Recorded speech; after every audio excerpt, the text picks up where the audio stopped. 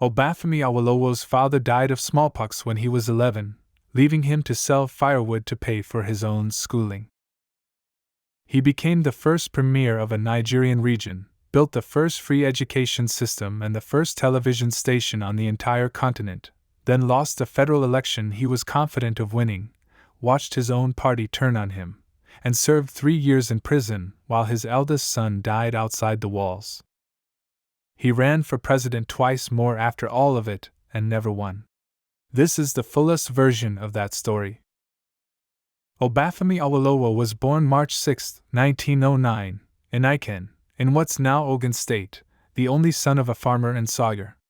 His father died of smallpox in April 1920, when Awolowo was around 11 years old, leaving the family without financial support. He supported his own schooling by selling firewood and taking on odd jobs, moving through St. Saviour's School in Iken and Wesley College in Ibadan, where he trained as a teacher. Before he was a politician, Awolowo was an organizer. He worked as a teacher, a stenographer, a produce buyer and transporter in Ibadan, and a newspaper reporter in training at the Daily Times. In the 1930s he joined the Nigerian youth movement, rising to Ibadan branch secretary by 1940 and eventually Western provincial secretary. In 1937, he organized a successful strike against an unjust colonial law. In 1943, he co-founded the Trades Union Congress. In 1944, he organized a mass protest against the colonial ban on palm kernel exports. None of this was theoretical. It was grassroots proof, built years before he held any national platform, that ordinary organizing could actually move the colonial government. In 1944, having already earned a Bachelor of Commerce as an external student of the University of London, Awolowo left for London to study law.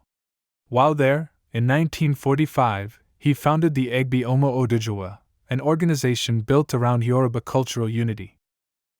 In 1947, he published Path to Nigerian Freedom, laying out his case for a federal system of government that would protect the interests of each of Nigeria's regions and ethnic nationalities. He was called to the bar in November 1946. Awolowo returned to Nigeria in 1947 and set up a law practice in Ibadan.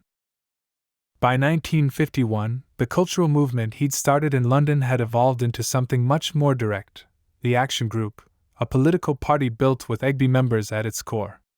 Awolowo became its first leader, and in the elections that followed, the Action Group won control of the Western region. Awolowo became leader of government business and minister of local government in the Western region in 1951 and 1952, and in 1954, following constitutional changes, its first premier outright.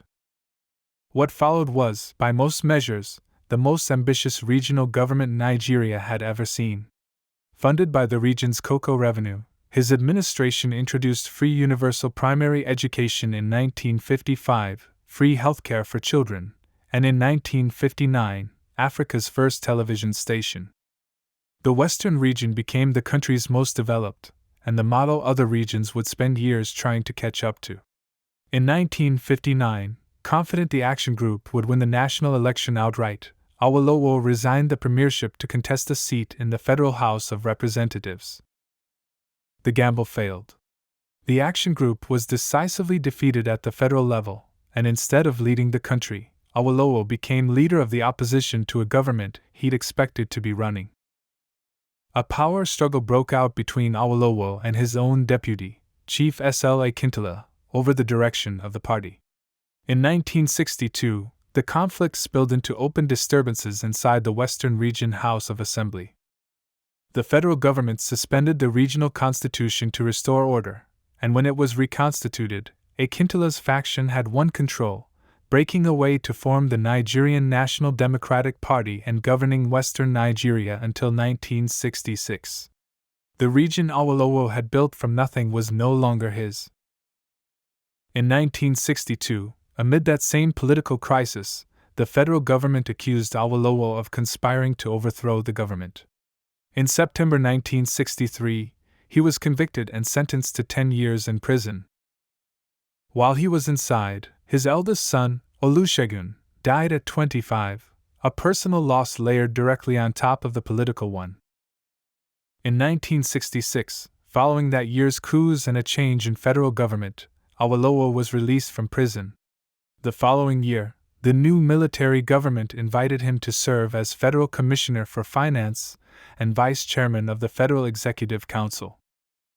Through the Nigerian Civil War, he was one of the chief architects of the federal government's finance strategy.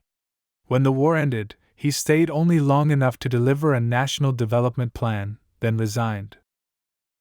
When the ban on political activity was lifted in 1978, Awolowo formed the Unity Party of Nigeria and ran for president in 1979 and again in 1983, losing both times to Shehu Shagari.